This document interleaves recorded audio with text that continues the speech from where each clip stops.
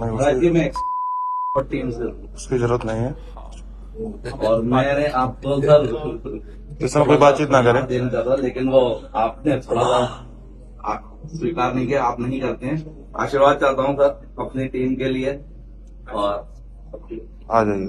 Sir shawl की permission अगर दे सके तो। नहीं, इसमें क्या है कि शॉल अर्पित करना चाह रहे थे आपको। नहीं, हमारा क्या है कि एक एक मिनट आप से देखो, ये परमार्थ मार्ग है, अलग अलग भगवान की सेवाएं हैं। आप भी जो कर रहे हैं, हमारी सृष्टि की बात है। हम लोग वैरागी हैं, भगवत मार्ग के पथिक हैं। हमें जितना वस्त्र चाहिए उतना, जितना भोजन चाहिए उतना। इसके बाद जैसे हमसे कोई परिचय बताता है, समझना आप कि हम अमुक पदाधिकारी हैं, हम अमुक पद में हैं। देखो भाई, हम ये सुनने के लिए बाबा जी नहीं हुए, हम तुम्हें सुनाने के लिए बैठे कि तुम जिसमें हो उससे भी आगे का मार्ग है। तुम्हारा मंगल कैसे होगा, तुम काम विजयी कैसे बनो, क्रोध विजयी कैसे बनो, कोई भी पाप तुम्हारा नाश न कर पावे, कोई भी विकार तुम्हें परास्त न कर पावे, ये हमारा मार्ग है। अब जब हमने देखा कि चुनरी माला उड़ाने से और आपका जो पद है उसको डालने से यहाँ भीड़ लगने लगी, तो किसी को माला नहीं, किसी को चुनरी नहीं, और किसी से परिचय नहीं। आप हमारे प्रभु का परिचय यदि जानना चाहते हो तो हम बाबा जी इसीलिए बैठे हैं। हम आपको परिचय बताएंगे और वो ये बताएंगे कि आपका जीवन कैसे मंगलमय और उन्नतिमय हो। अब क्या है कि हमारा उद्देश्य नहीं है, नहीं गुरु जी, वो तो आपका हाँ, इसीलिए इसीलिए हम जो ये कड़ा शासन लगा दिया, अभी 3-4 दिन हुए हैं। नहीं, हम सबका, जैसे आप बोल रहे ना, लाओ इनको चुनरी, लाओ इनको, और आपको फिर उससे क्या हुआ कि वो एक जो भूमिका बन रही थी ना, वो प्रपंच की बनने लगी।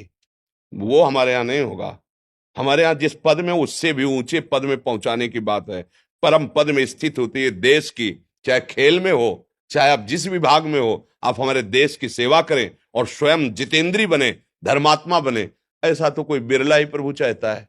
हमारे संघ का मतलब तुम्हारा अध्यात्म पुष्ट हो और जागतिक उन्नति भी पुष्ट हो। और अगर केवल यही व्यवहार रह गया ना कि हम ये हैं तो हम तुम्हें सम्मान कर रहे हैं, और दूसरा एक गरीब आ रहा है उसके लिए तो हम माला चुनरी कुछ नहीं दे पा रहे, क्योंकि हमारे पास इतने हैं भी नहीं। तो आपको इसलिए दे रहे हैं कि आप हजारों लोगों को धर्म में चलाकर उनको सुख दे सकते हैं। लेकिन फिर मुझे लगा कि ये ठीक नहीं है, ये ठीक नहीं, क्योंकि भगवान ही प्रेरणा देते हैं ना, सब खत्म, ना लेना ना देना, मगन रहना।